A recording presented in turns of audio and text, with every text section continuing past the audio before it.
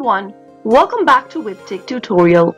In today's video, I'm going to show you how to log in to Air Canada employee account. Watch the video till the end and don't forget to subscribe to our channel by hitting that subscribe button. Press the notification bell so that you'll never miss another upcoming upload from us. Open up a web browser to get started. In the web address bar, type in travel.aircanada.com and press enter on your keyboard. Soon after you do that, you'll end up in this page where you can easily enter your employee number and enter the 6-digit PIN on the next field.